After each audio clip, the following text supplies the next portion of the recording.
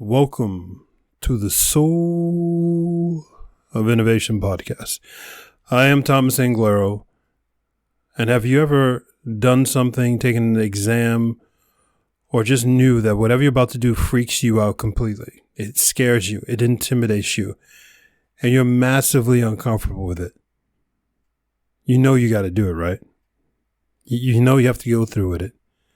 You know that as soon as you conquer that fear, for the rest of your life, you're a better man, you're a better woman. You own it, right? One less thing that you don't have to worry about. Matter of fact, one more thing to feel phenomenal about, right? So this is what I'm going through. And I want to share with you how I'm eating my own dog food. If you know that expression, was basically whatever I preach, I'm now going through with it, even though I'm really uncomfortable.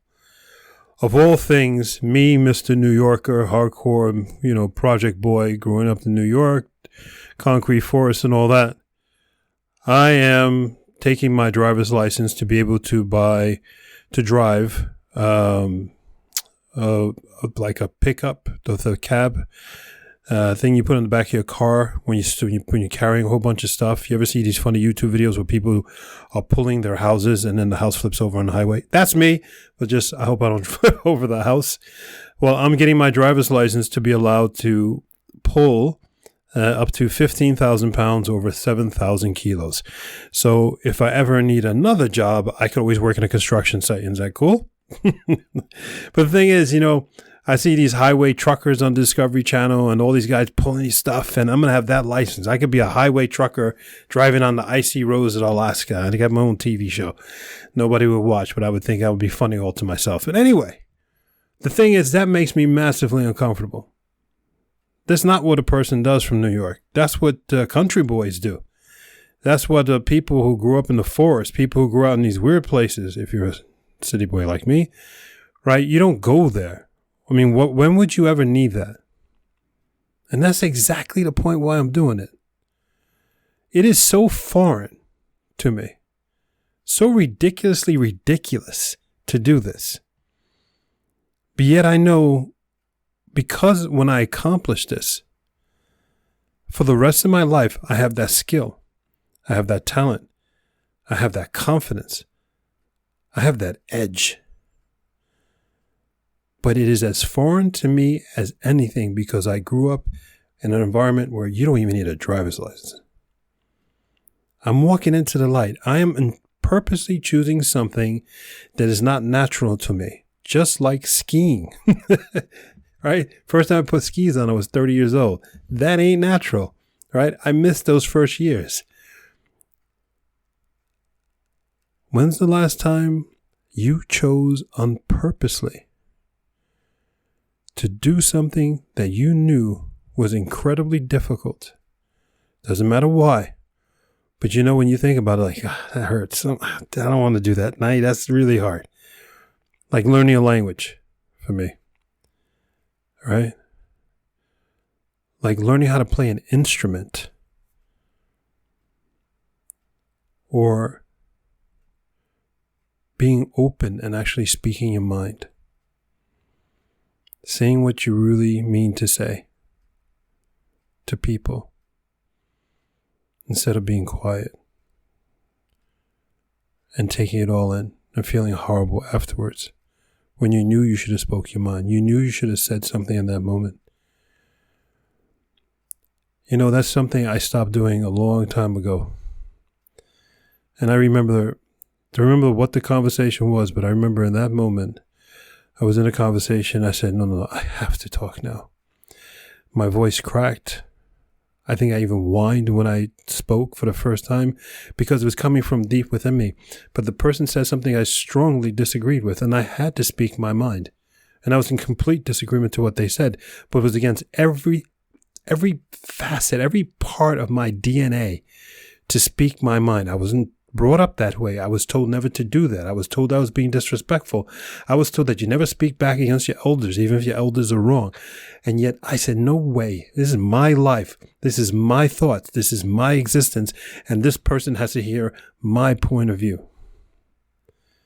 And I went against the entire social norm. I went against the programmer who programmed me when I was a child, when I was a teenager, when I was an adult. Society's still programming you. I went against all of them, and I wrote my own code, and I spoke my own mind. And you know what happened a moment later? The person looked at me, nodded, and the conversation continued, but on a more agreeable level. Nothing happened. They respected my opinion. They respected my words. But I chose to do something that was completely against my nature, as I said, my programming, against what I thought were my instincts. And they're not my instincts. They're not your instincts. They're the instincts put there by someone else, someone who put fear in you, someone who dropped, who planted that seed in you that you're not supposed to do this, you're not supposed to do that. Do you understand that most of our fears, most of your fears comes from someone else? Comes from something you've seen, maybe a TV show, something your aunt said, your uncle said, your mother said, your father. Someone who you love, they said something and you said yes. And you hard-coded it into your brain, into your heart, into your emotions. And it's not you.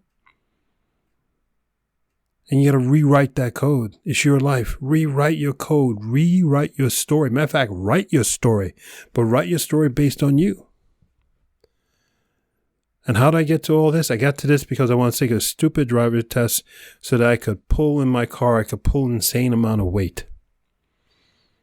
But why? Because it's against everything in my nature to do these things. But I have to do it because it makes me so insanely uncomfortable. The amount of responsibility when you're pulling 15,000 pounds of stuff and that thing turns over on a highway or on a side road, you got a lot of responsibility. Got to do it. I'm better than that. I'm better than that fear that says, ooh, that's some bullshit. No, that ain't me. That ain't you either. Fear fears us. Fear fears you. You walk to fear. You grab fear by the neck. If you're not a violent person, God bless, don't be violent, but you still grab it by the neck and you look it dead in the eye, don't blink. You say, you fear me. Any thought that scares you, any person that tries to intimidate you, you look them dead in the eye and you don't have to mouth it, but they'll see it when you think you fear me. You walk into the light. Matter of fact, flip that around. You walk into the darkness and you light that room up with your energy, your confidence. See how life works? Every room you walk into, you light it up. People are down, they're excited. People are depressed, now they're motivated. There is no obstacles in your life. There's nothing to be scared of. Everything people told you before, thank you very much. For your opinion, for your criticism, thank you. But this is my life. This is my rodeo. And this is how I'm going to ride it. Go forth and spread beauty and light. Light up every room you walk into. Light up every thought you're ever going to have. Rewrite every bit of code, every comment, every criticism, anything everybody ever told you before, including everyone in your damn family, especially during the holidays when everybody criticizes everybody. Rewrite it all. Then you write your own story. Today's Freedom Day. And I got there and I had all these epiphanies, all because I freaked out when I was taking my exam. There's 2 levels of exam. Passed the first one, now I got to take the second one. Freaked out during that first one. Was shaking afterwards. Felt awesome. And I realized I got to do this to myself more often. I got to freak myself out more often. I have to push myself on that edge, on that precipice. And I have to have the wind blowing on my back so that I'm about to fall off the damn cliff and I'm about to die. Everything in me says, don't be there. Don't do that. Don't do that. That's where we're meant to be. Because when we make it through that, then we realize that's where we're meant to be. Get it? Got it? Good. I love you. Light it up, baby. Light up your life and you light up everybody else's. This is Thomas Anglero, and I love you with all my soul. Until next time. Thank you for listening to that episode. If you want to contact me, you can contact me on my website at anglero.com, and you can also subscribe to the newsletter, or you can find me anywhere on social media with Facebook, YouTube, Instagram, and Twitter. Thank you so much, and I hope to hear from you very soon.